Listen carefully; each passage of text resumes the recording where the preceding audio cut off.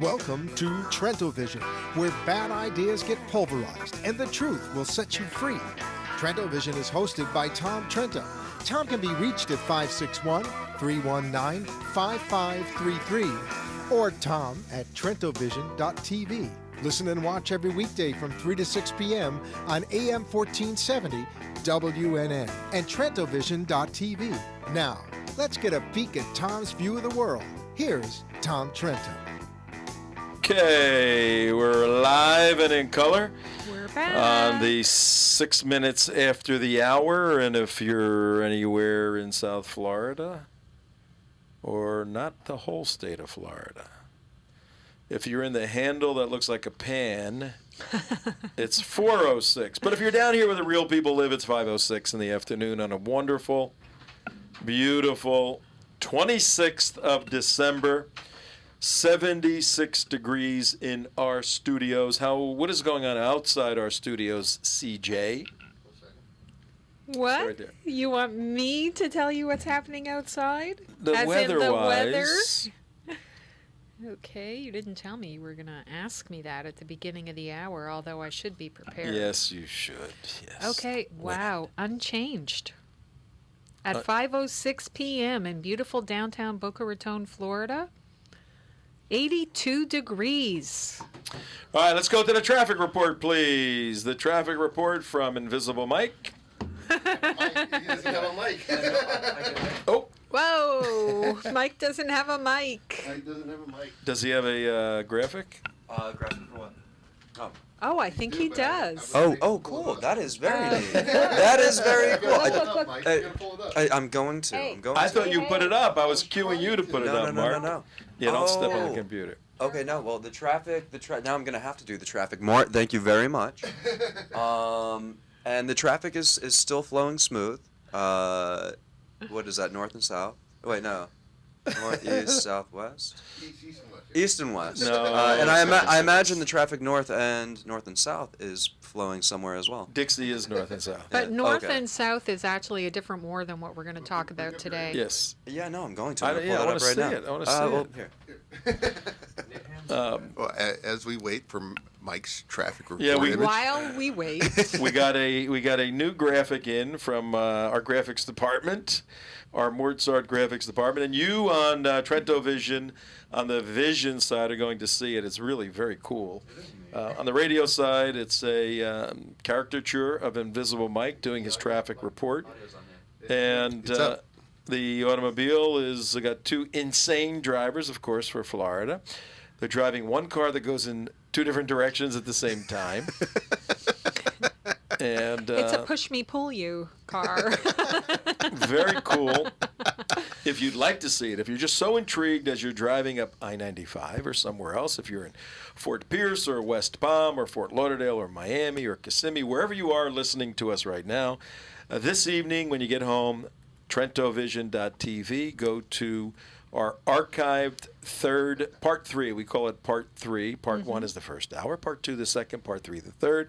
And you can see at about 5 minutes in the graphic that Mort did. And Mort is doing what for us? He is doing a contest for us. So if you see this drawing of Mort and several of his others, and you are inspired to submit an idea to have drawn, then you can enter our contest, to enter Mort's Art Contest, and submit your idea, and Mort will draw a cartoon.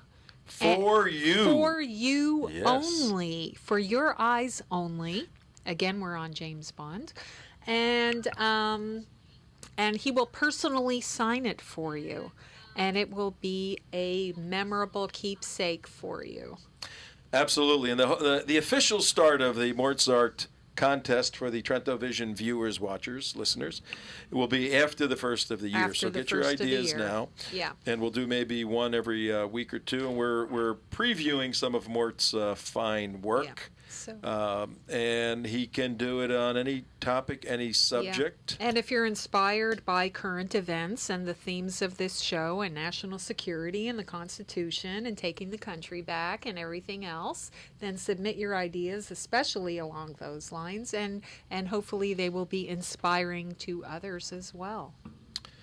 Absolutely. So we're looking forward to that. Thank you very much, Mort, for that latest one. He sent a couple of yesterday, too, that are Sharia related, and they're in your master file, Mike. And you were queuing some up. We're not doing a Sharia show today, per se, but we can't ever get by without dealing with something Sharia. So we've been talking about that a little bit. Today's a trip back into time, 236-year return to there's a kitty cat around the studio. A mouse. There's a mouse. I stepped on a mouse. Or it was, it's hard to hide with the camera on CJ sneezing. What we're talking about is an event that took place 236 years ago today, Washington crossing the Delaware. Mike, if you can stick that up. We've all seen that famous painting, Washington crossing the Delaware. Trivia for our listeners, 888-565-1470. 888-565-1470. Oh, wow. If you want to participate in our extravaganza here. There is the painting. Which is completely wrong, by the way. That's a really good quote. And here's trivia. Does anybody know where it resides? Tyranny? Yep. Isn't it, is that it's Washington's home? Monticello? No, this is at the Metropolitan Art Museum in New York. No, okay. But more interestingly, I didn't know this little factoid. Can anybody tell me the size of that painting? The dimensions of that painting? No. It's bigger than this wall. You think so? I don't know. Oh, But the side of that window. well, the Last Supper. You know the painting, The Last Supper? Yeah. Yeah. You know how big that is? That's huge. That's really huge. big. That's a whole wall. It's a wall of a room. Right. Mm-hmm. Yeah. Oh, I was in the room. I see the It's in dimensions right Milano. there. It's in the wall of a room, and this thing, well, all of us saw this picture growing up and studying it. This picture is 21 feet wide and 12 feet high. It is the size of Okay, that. I was right. It's twice the bigger than size of this that. wall. Yeah. It's twice the size of that wall. I'm doing These very are- well on the by pop what quizzes It's today. huge. And if you go to the museum, I've seen pictures of it in the museum. It's gigantic, 21 feet by 12 feet. Washington crossing the Delaware, Mark's critiquing its historical accuracy. Yes. Well, there is a lot of debate about the historical aspect. First of all, it wasn't a boat. It was more of a flat bottom thing that they put people on, and Like him those standing ferries up. that you pull. Well, yeah, it's let's nothing Yeah. let me get into some of those And there's details. not enough ice. What happened was this: Washington is on the Philadelphia side of the Delaware River, and for those geography folks out there, Delaware runs on the western border of New Jersey, the eastern border of Philadelphia. And if you grow up in that area, you go to the Delaware Water Gap and all those places. Well, the German army, commissioned by the British, the Hessians, Yeah. Because were- they were related to George. they were to King George. They were camped in Trenton, and Trenton, New Jersey, which is just right over the Delaware River.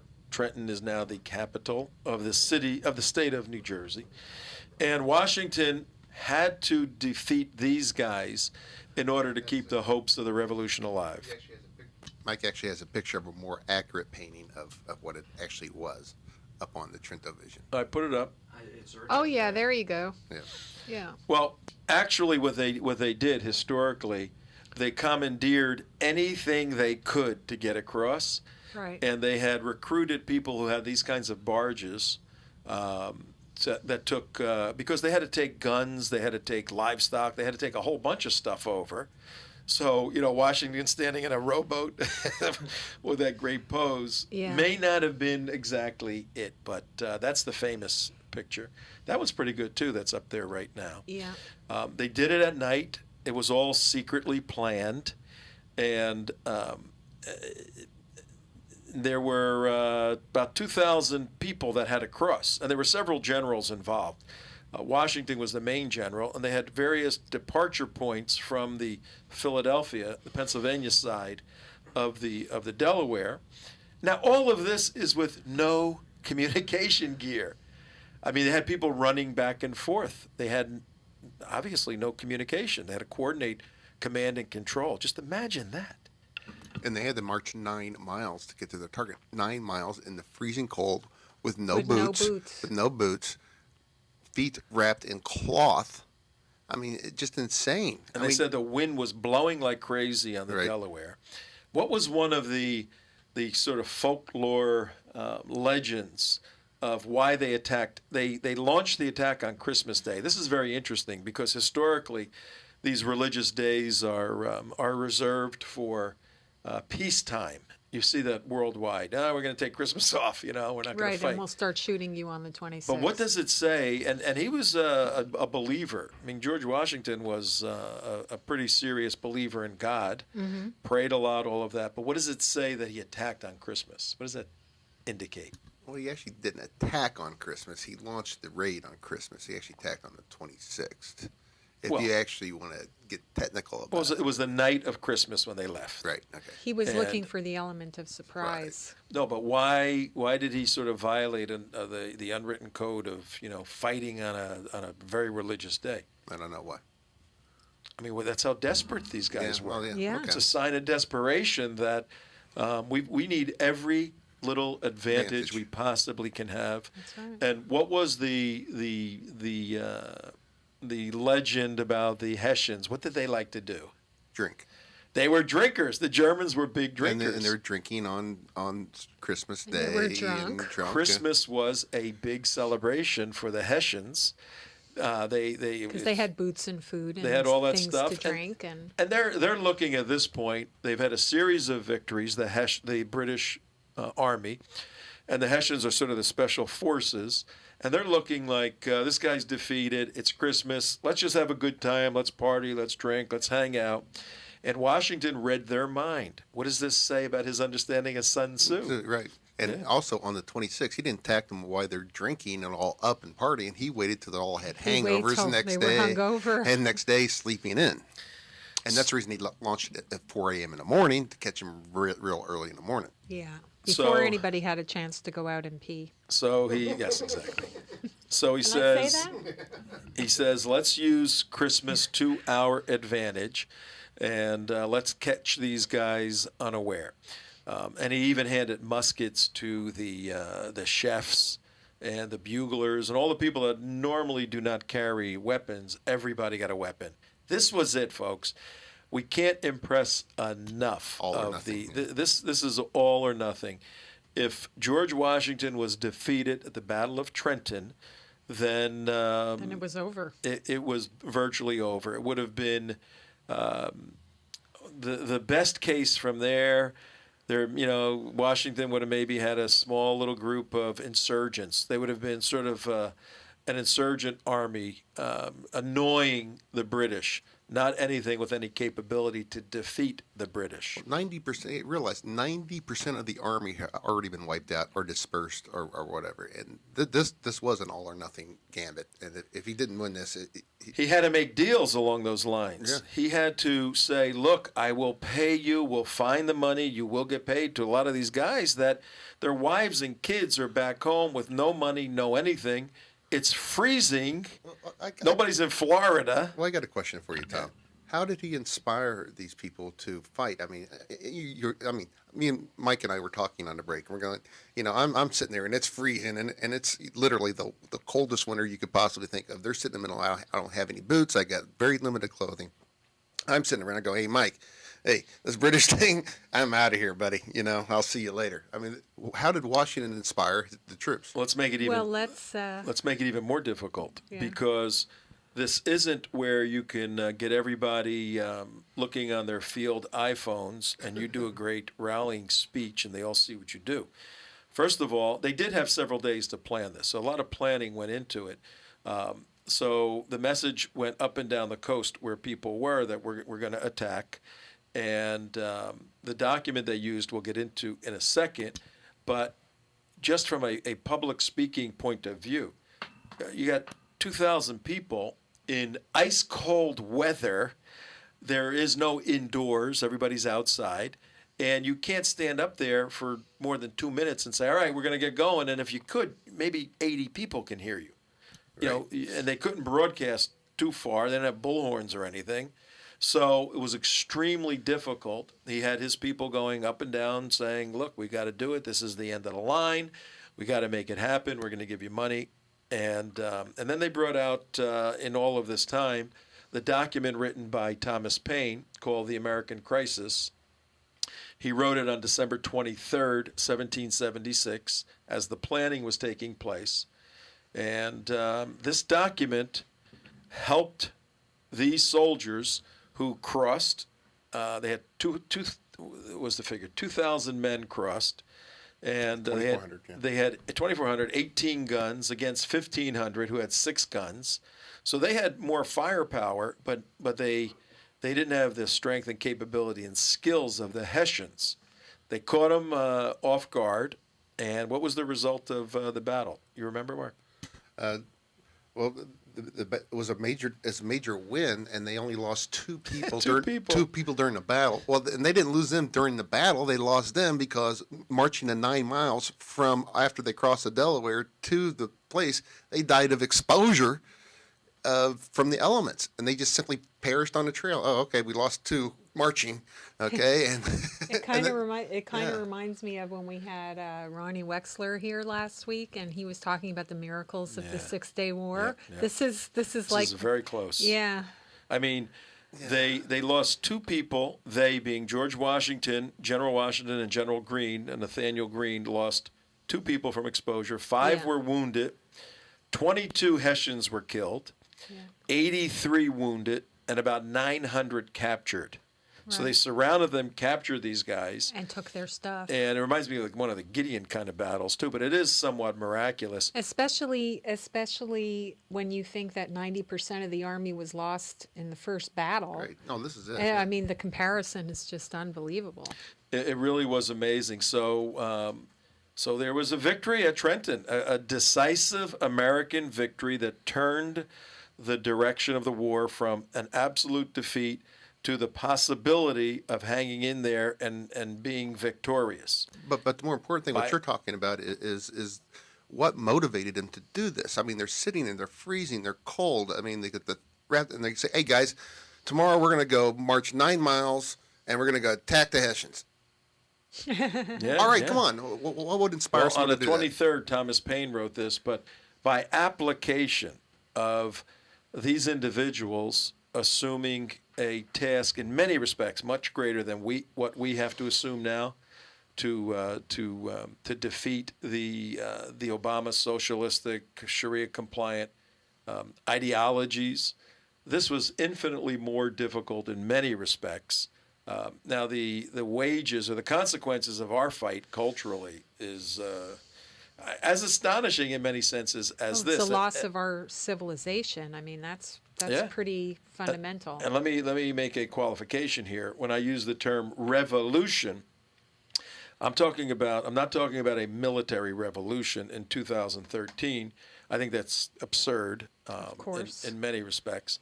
There's no need for that at this point, though the documents in the United States allow for that.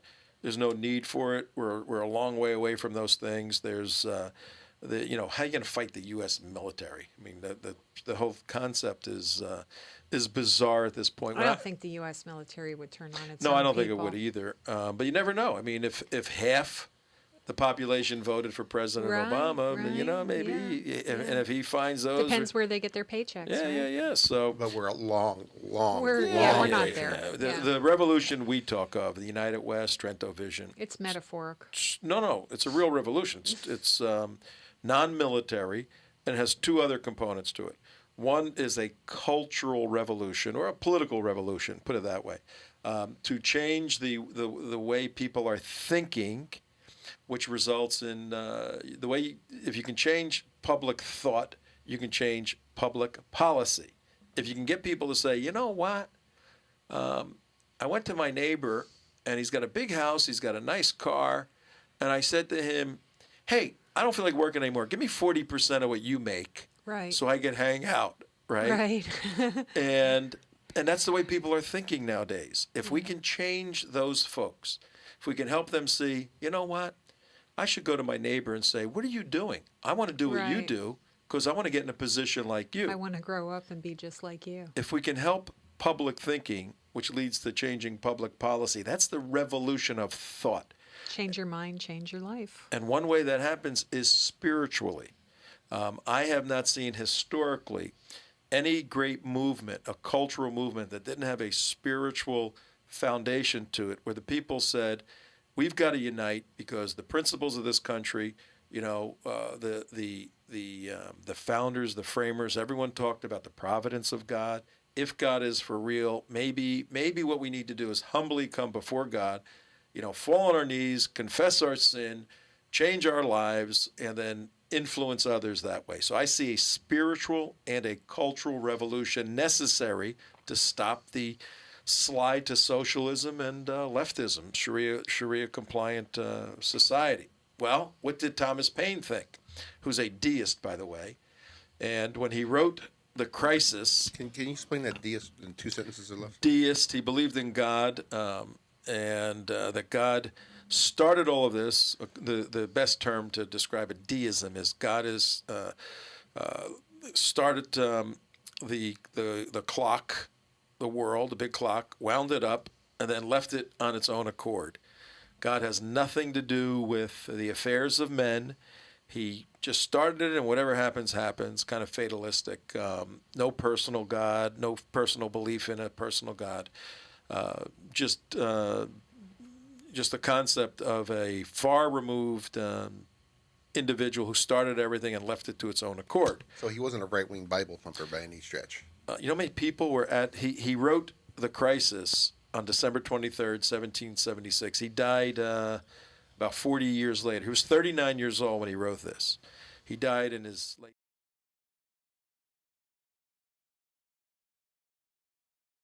the Revolution. 6 people were at his funeral. Really? I didn't Why, know that. nobody Yeah. knew he died? No, he was so anti-Christian that, and everybody in these days were very serious Christians. Yeah. They just came through this war and all of that, that they just repudiated him. At that point in his life, he became anti-Christian, and he just died a lonely old man. Oh, that's sad. It is. It's very sad. Yeah. But he maintained his belief. All right, here we go. We're going to read a little bit from The Crisis by Thomas Paine. And a little background, he wrote Common Sense, the little document that really was the pamphlet. It would be the website today. That would be the primary website to lead it'd be the United West website. That's what it would be, Trento Vision website. It provided the philosophical basis for fighting the war. And everybody read his works. Everybody read it. It was like, oh, I got to listen. I got to hear what, he's got to say. I know it's George Washington and General Greene. General Washington and General Greene were preparing for this operation to cross the Delaware and to attack the Hessians. They took about a week or so. A couple of days before, Thomas Paine just wrote this thing out. I don't know where it is. I'd like to know where the original is. But here we go. This is the first couple of sentences are fairly well known by, not anymore. You couldn't get out of high school without knowing these first couple of sentences. But the times have it changing. Here they go. Thomas Paine writes, "These are the times that try men's souls. The summer soldier and the sunshine patriot will, in this crisis, shrink from the service of their country. But he that stands by it now deserves the love and thanks of man and woman. Tyranny, like hell, is not easily conquered.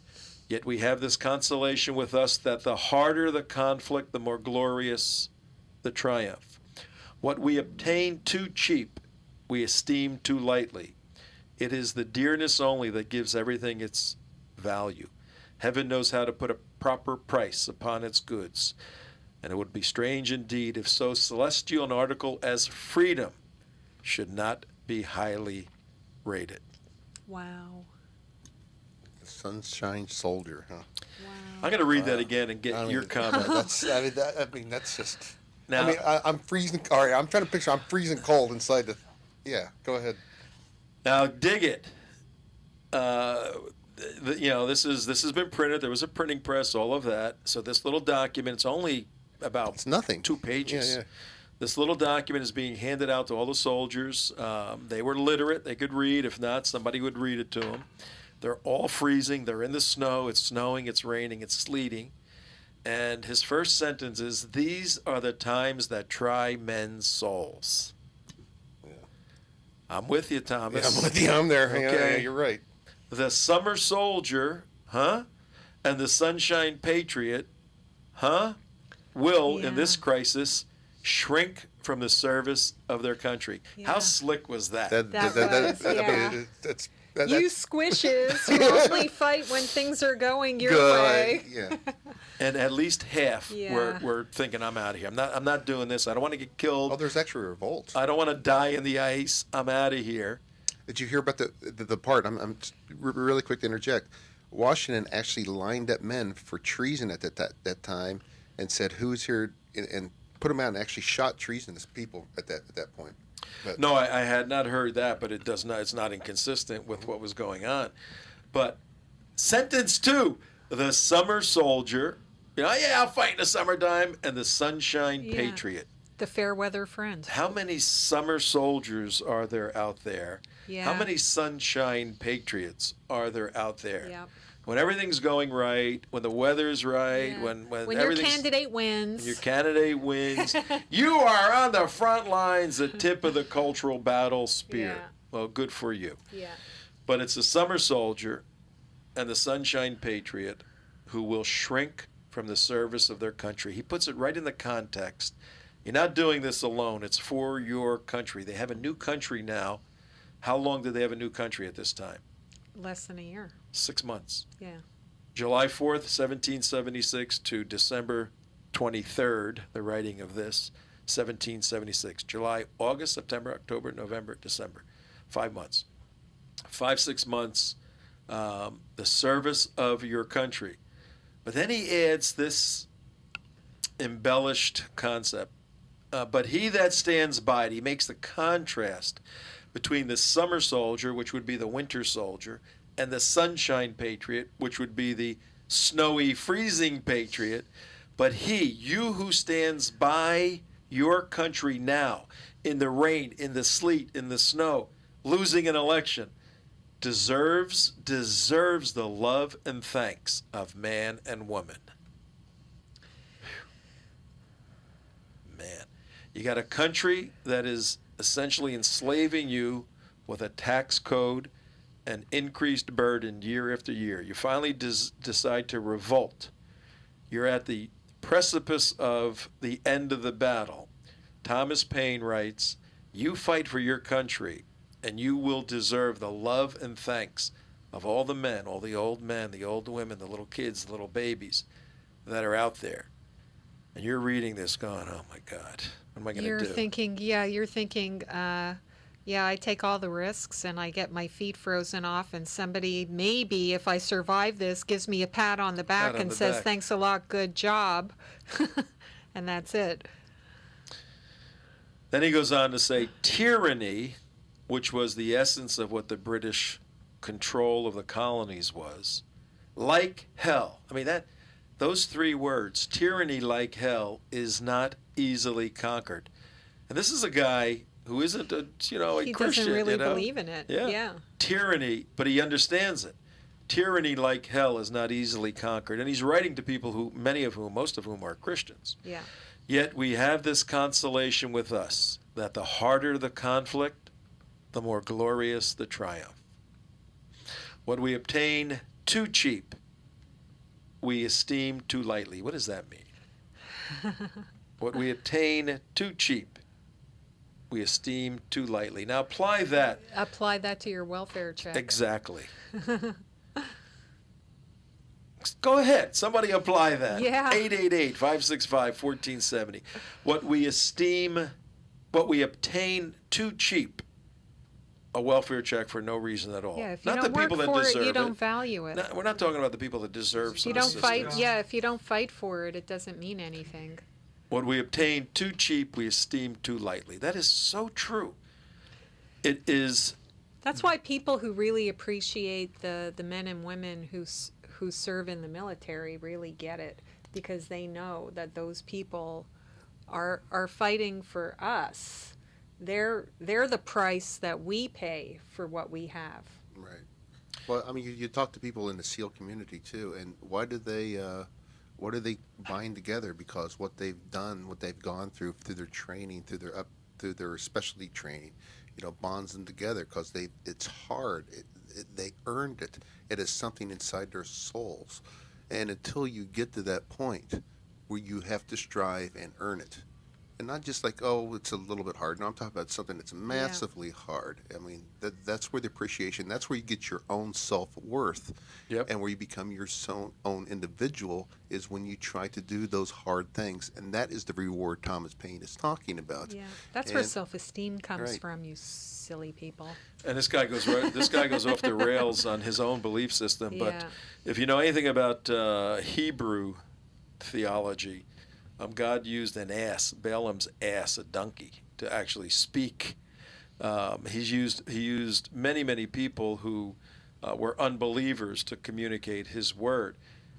Thomas Paine, I think, has a little bit of providential direction here, going against what he believes, but writing it, even though he's writing for that audience. He's being a propagandist to rally the troops, Yeah, but still he got it right. But this stuff is too good, because listen to this now. Yeah.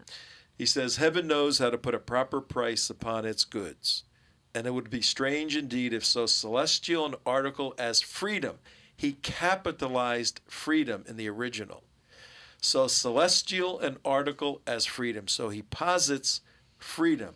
The location of freedom is in the celestial realm. It comes from God.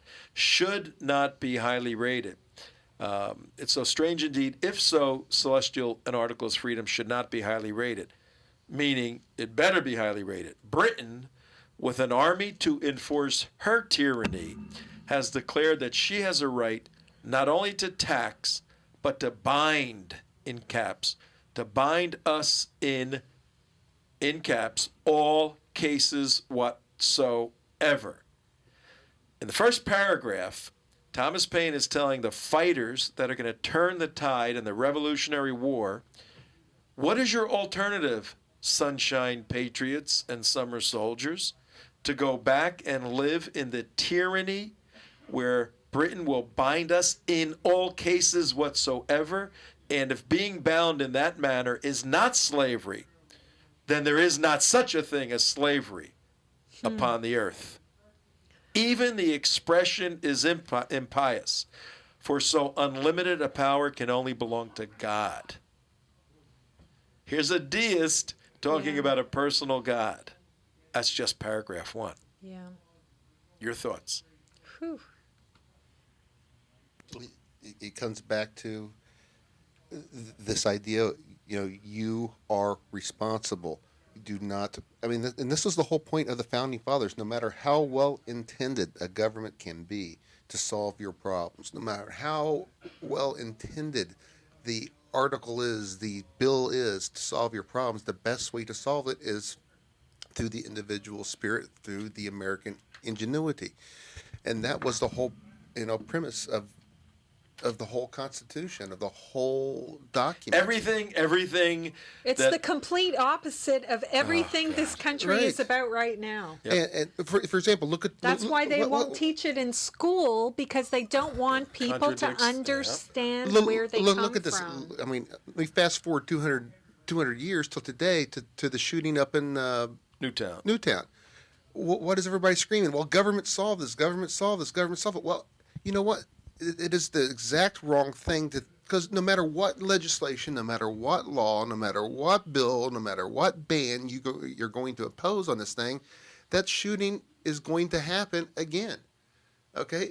No matter how well intended the government involvement is, and that's the big thing the founders were. Or how much the government binds you to Yep, it. Yep. It stops you from growing. And here's the irony of this. Many of these soldiers were not in Independence Hall where we were, in Independence Hall. They weren't there. They got, kind of obscure reports about the Constitutional Congress and these new documents and all of that. So it isn't like we push a button and we get all this information. So this 19, 20-year-old kid is out in the middle of the place freezing. He's got a wife and a little baby at home. And Thomas Paine says, "Where are you going, buddy?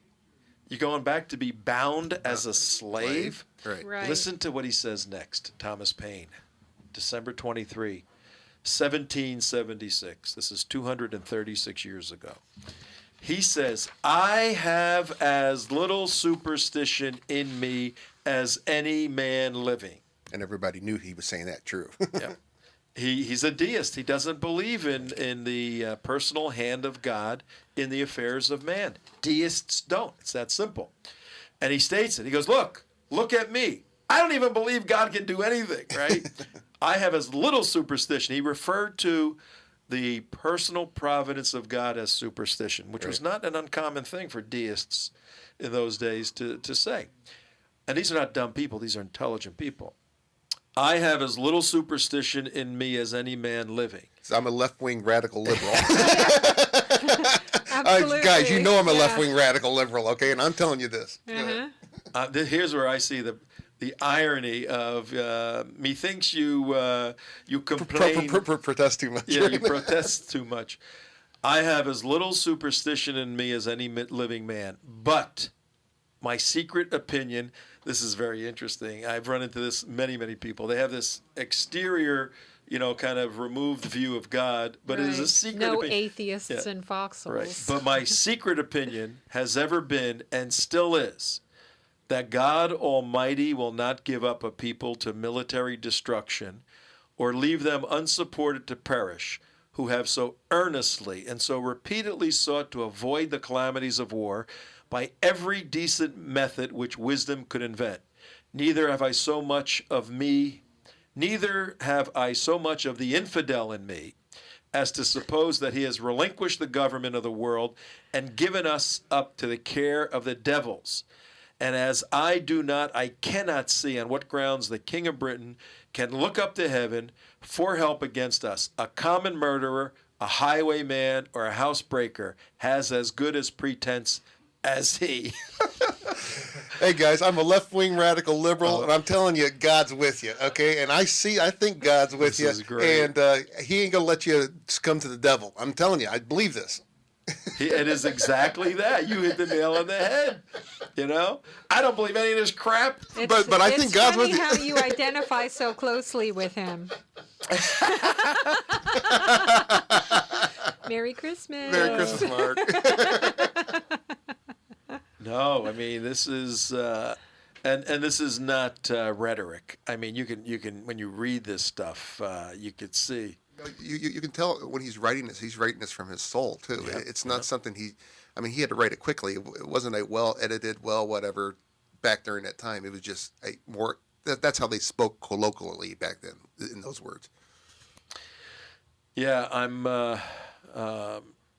I'll read a little of this here. It's just fascinating stuff. What are we doing? Okay, it's 43 minutes past the hour. Tom Trento with the team here on Americana Wednesday. 236 years ago, a group of men gave us freedom. It is our obligation, in fact, our mandate to maintain that freedom and pass it on to the next generation. This administration is undermining the foundation and the fabric of what that freedom is all about. And we're looking at a historical event that took place 236 years ago today when George Washington crossed the Delaware from Pennsylvania into Trenton, New Jersey, fought the Battle of Trenton against the Hessians, defeated them miraculously, CJ said, Yeah. that we agree with, and turned the course of the Revolutionary War. By application, if we could just grasp a minutia of what took place realistically in the hearts and minds of the soldiers that were there, and then understand the philosophical and practical writing of Thomas Paine. Appropriate all of that in a unique, revolutionary package to fight in 2013 a cultural and spiritual war against this administration and the left, then you learn something today. That's what we're all about. America did not nor does not want force, but she wanted a proper application of that force.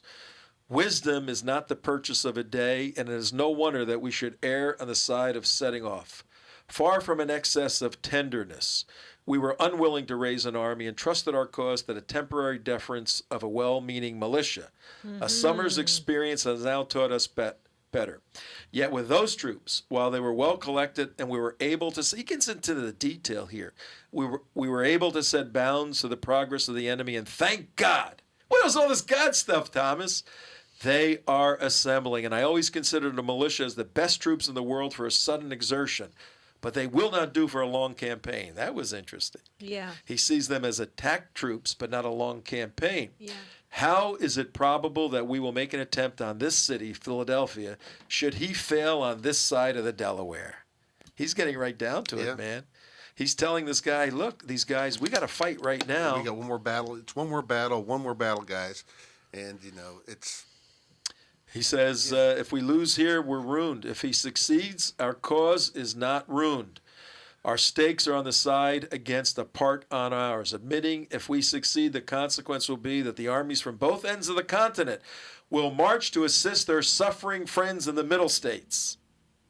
If we win this, the guys from the South It's a rallying cry. and the guys from the North are going to come and fight with us. And also, he prefaced that by saying, "Listen, we don't want war. We've tried everything to stop war. But we're forced into war, and this is your time, guys."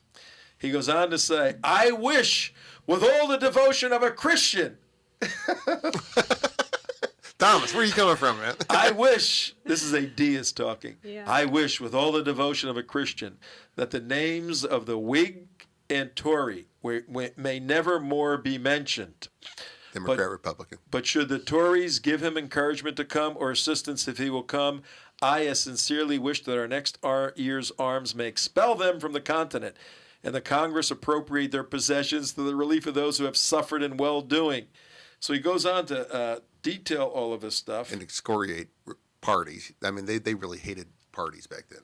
But, And then I'm going to just give some concluding thoughts from Thomas Paine.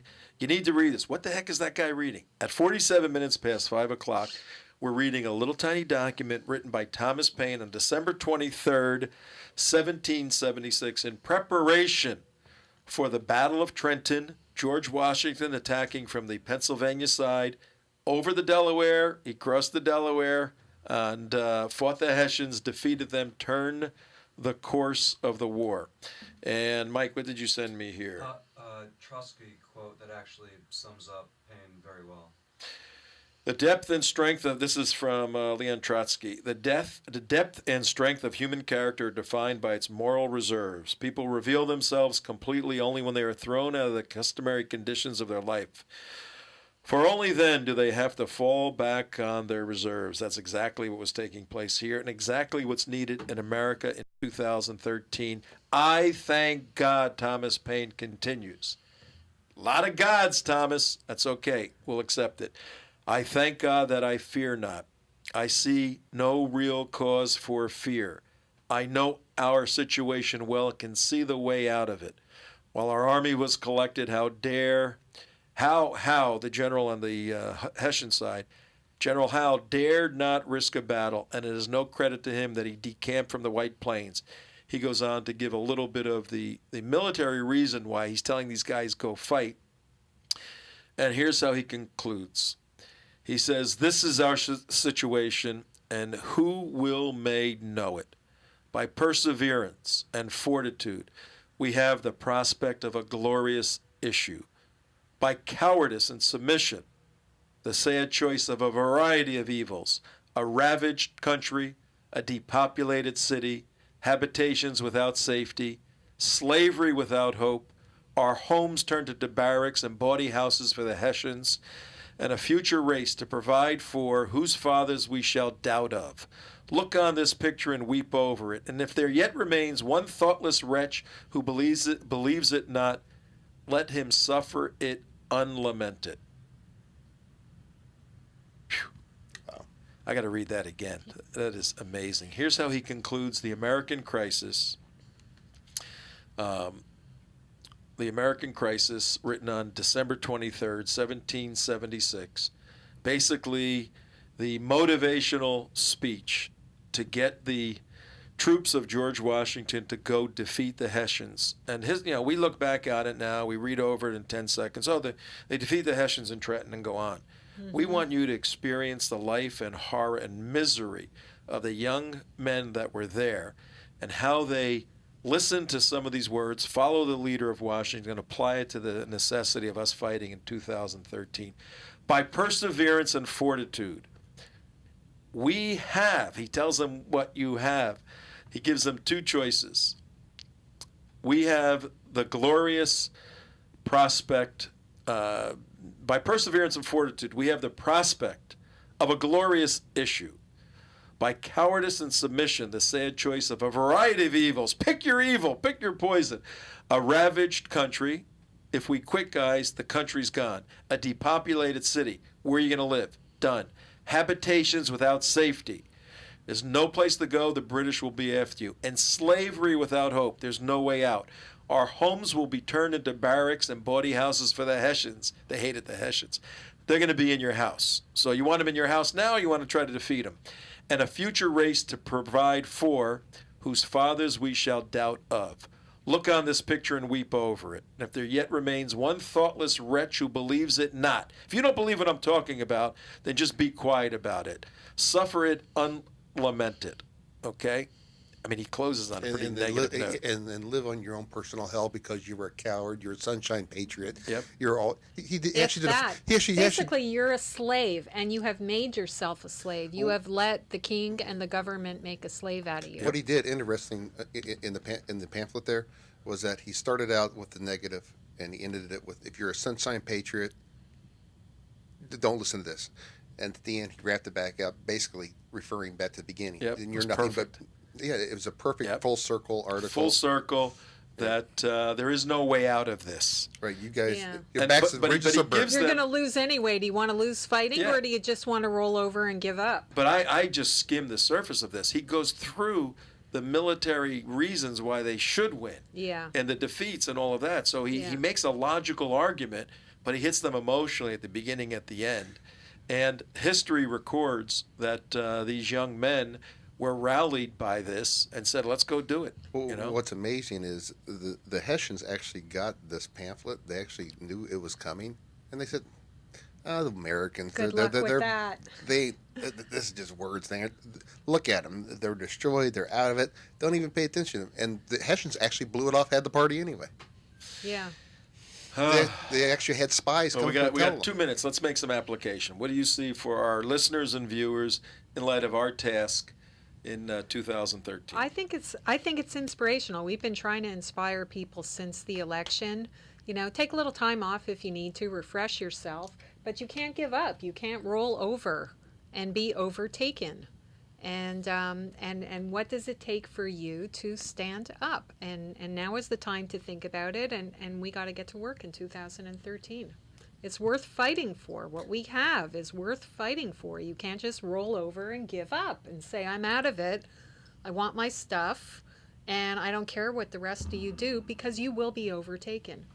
Well, my take on it's a little bit different. I've been saying that this whole Islamic issue, this whole issue we've been fighting, is actually a liberal issue, is actually a people who do not see it the way we do it. It's actually more your issue than is mine. Thomas Paine realized it.